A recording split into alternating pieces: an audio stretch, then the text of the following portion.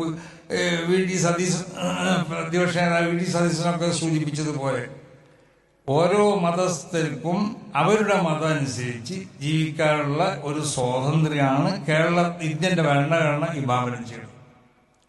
അല്ലാതെ ഒരു മതം മറ്റൊരു മതത്തിന് എതിർക്കാന്ന് പറഞ്ഞു. നബി സല്ലല്ലാഹു അലൈഹി വസല്ലമ തങ്ങളുടെ ഭരണകാലത്ത് നമുക്ക് അറിഞ്ഞൂടെ?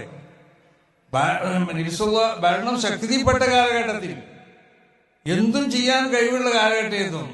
ഇസ്ലാമിക സാമ്രാജ്യം വളർന്നു വികസിച്ചു, വളരെയധികം ശക്തിപ്പെട്ടു എന്ന് ആയിട്ടുണ്ട്. റസൂലുള്ളാഹി സ്വല്ലല്ലാഹു അലൈഹി വസല്ലമ തങ്ങൾ എന്ത് ചെയ്തത്? മക്കത്ത് മുശ്രിക്കുകളോടുള്ളതായ പല ഉടമ്പടികളുണ്ടായിരുന്നു. ആ ഉടമ്പടികൾ നബി സല്ലല്ലാഹു അലൈഹി വസല്ലമ തങ്ങൾ പൂർത്തിയാക്കുകയാണ് ചെയ്തിട്ടുള്ളത്. മദീനത്ത് യഹൂദികളോടും ക്രിസ്ത്യാനികളോടൊക്കെയുള്ള പല ഉടമ്പടികളുണ്ടായിരുന്നു. ആ ഉടമ്പടികളൊക്കെ നബി സല്ലല്ലാഹു അലൈഹി വസല്ലമ തങ്ങൾ പൂർത്തീകരിക്കുകയാണ് ചെയ്തിട്ടുള്ളത്. മാത്രമല്ല നബി സല്ലല്ലാഹു അലൈഹി വസല്ലമ തങ്ങൾ ഏതുവരെ പ്രഖ്യാപിച്ചു എന്നറിയോ? മൻ ആദാ മുഹാഹദൻ ഔ ദിമ്മിയൻ ഫഅന ഖസ്മുഹു യൗമൽ ഖിയാമ.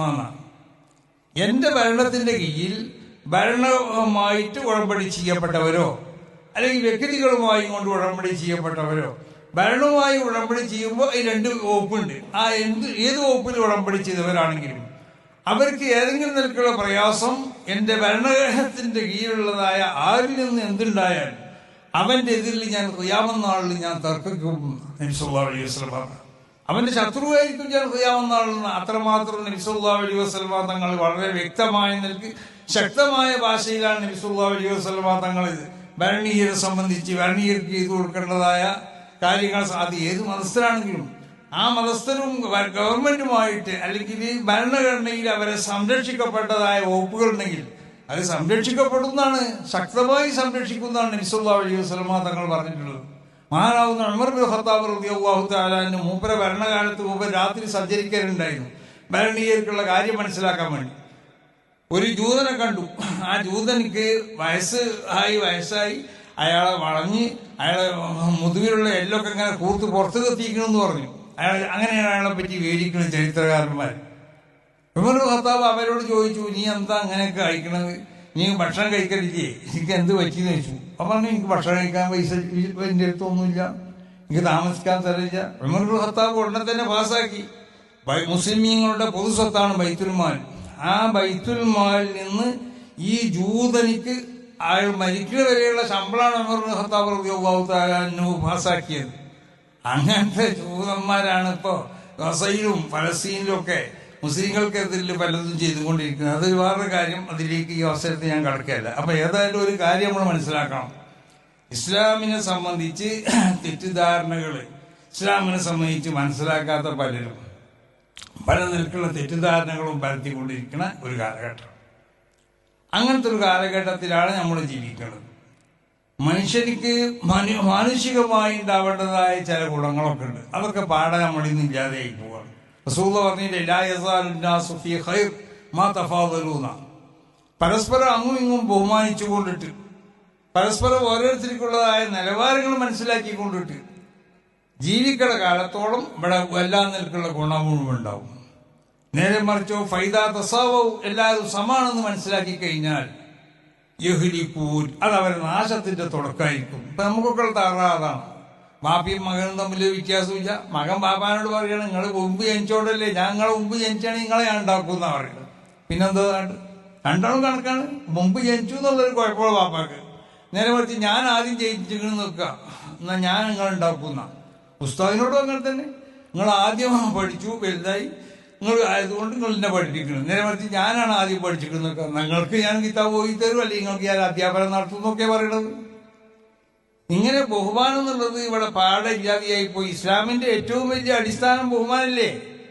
അതല്ലേ റസൂൽ പറഞ്ഞത്, ലാ യസാലു നാസു ഫീ ഖൈർ മാ തഫാദലൂന. പരസ്പരം ബഹുമാന ആദരവുകളൊക്കെ ഉണ്ട് എന്ന് മനസ്സിലാക്കിക്കൊണ്ട് ജീവിക്കുക. അതില്ലെങ്കിൽ ആർക്കും ആരും എന്തും പറയാം, ആർക്കും ആരും ബഹുമാനമില്ല, എന്തും ചെയ്യാം. ഈ ഒരു അവസ്ഥയിലേക്ക് വന്നാൽ ഈ ലോകത്ത് നന്മ നഷ്ടപ്പെട്ടു പോകും. അതാണ് ഇസ്ലാം പറയുന്നത്. റസൂലുള്ളാഹി സ്വല്ലല്ലാഹു അലൈഹി വസല്ലം തങ്ങളതാ പറഞ്ഞു, ഫൈദാ തസാവൂ യഹ്ലികൂൻ. അവർ സമന്മാരാണെന്ന് ധരിച്ചു കഴിഞ്ഞാൽ അത് അവരുടെ നാശത്തിന്റെ തുടക്കമായി. അപ്പൊ അതുകൊണ്ടിട്ട് ഈ നിലക്കുള്ള അടിസ്ഥാനപരമായ തത്വങ്ങളും ഈ നന്മകളൊക്കെ ഇവിടെ പ്രചരിപ്പിക്കാൻ വേണ്ടിയാണ് സമസ്ത കേരള ജംഇയ്യത്തുൽ ഉലമ ഇവിടെ പ്രവർത്തിച്ചുകൊണ്ടിരിക്കുന്നത്.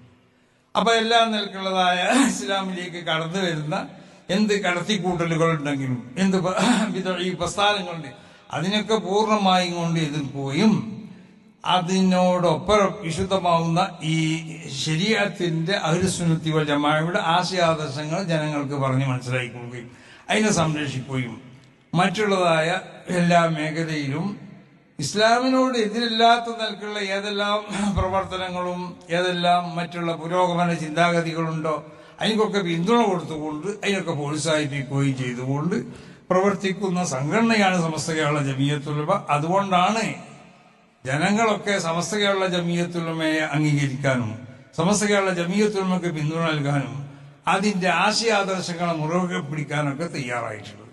അതുകൊണ്ട് നമുക്കറിയാം, നമ്മൾ മുസ്ലിമീങ്ങളാവുന്ന നമ്മൾ പ്രത്യേകിച്ച് നമ്മളിടയിലുള്ള ഭിന്നിപ്പുകളും മറ്റുമൊക്കെ മാറ്റിവെച്ചുകൊണ്ടിട്ട് ഒരു മനസ്സോടുകൂടി എല്ലാ മനുഷ്യന്മാരെയും ഒന്നായി കണ്ട് ഇവിടുത്തെ മൃഗങ്ങളോട് നമുക്ക് കടപ്പാടുകളുണ്ട്, മനുഷ്യന്മാരോട് കടപ്പാടുകളുണ്ട്, ഇവിടുത്തെ വെള്ളത്തിനോട് കടപ്പാടുകളുണ്ട്, ഇവിടുത്തെ ഭൂമിനോട് നമുക്ക് കടപ്പാടുകളുണ്ട്, ഇവിടുത്തെ പക്ഷികളോട് കടപ്പാടുകളുണ്ട്, ഇവിടുത്തെ മൃഗങ്ങളോട് ഈ ഒരു ബോധം നമുക്ക് ഉണ്ടാവണം.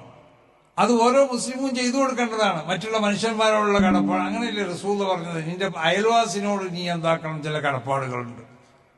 ഈ ഹദീസിനെ വ്യാഖ്യാനിച്ചുകൊണ്ട് മഹാന്മാരാവുന്ന അയിമ്മത്ത് എന്താ പ്രഖ്യാപിച്ചത്? നിന്റെ അയൽവാസി നിന്റെ മതക്കാരനാവട്ടെ അല്ലാത്ത മതക്കാരനാവട്ടെ അവനക്ക് നീ ഗുണം ചെയ്തു കൊടുക്കണം.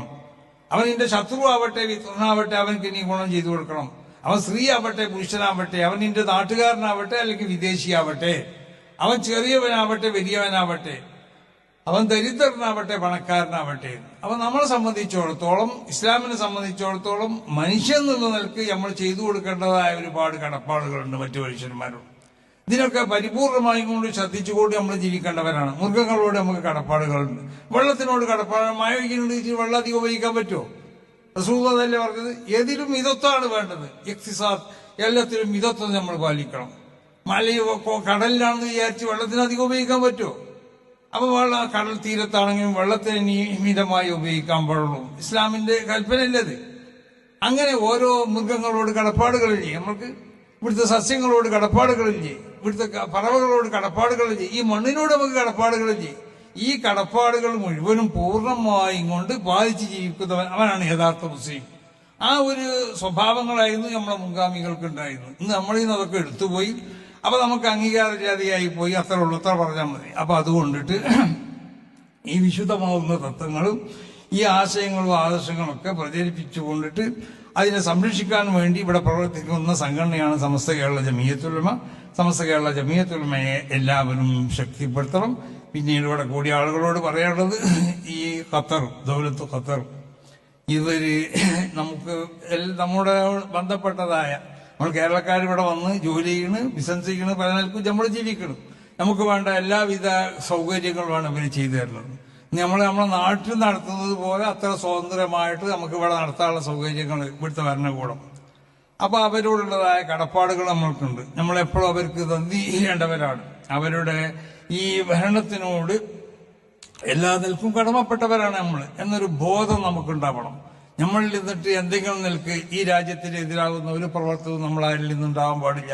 ഈ രാജ്യത്തിന് വേണ്ടി നമ്മൾ ദുആ ചെയ്യണം. നമുക്ക് ഈ അവസരത്തിൽ മഹാനാവുന്ന ഈ രാജ്യത്തിന്റെ ഭരണകർത്താവ് തമീം ബിൻ ഹംദ് ബിൻ ഖലീഫ അസ്സാനി അമീറു ദൗലത്ത് ഖത്തർ, അദ്ദേഹത്തിന്റെ ഹദറത്തിലേക്ക് എല്ലാ നിലക്കുള്ളതായ അഭിനന്ദനങ്ങളും. അർഫഉ ഇലാ സാഹിബി സുമൂ അശ്ശൈഖ് തമീം ബിൻ ഹംദ് ബിൻ ഖലീഫ അസ്സാനി അമീറു ദൗലത്ത് ഖത്തർ أسمى الطعاني والتبريكات التي تصدر من صميم قلبي. وكذلك أنا أرفع التهاني والتبريكات إلى حكام هذه الدولة. اللهم أيد هذه الدولة، اللهم احفظ هذه الدولة، اللهم بارك في هذه الدولة، اللهم بارك في حكام هذه الدولة، اللهم بارك في ساكني هذه الدولة എന്ന് ദുആ ചെയ്തുകൊണ്ട്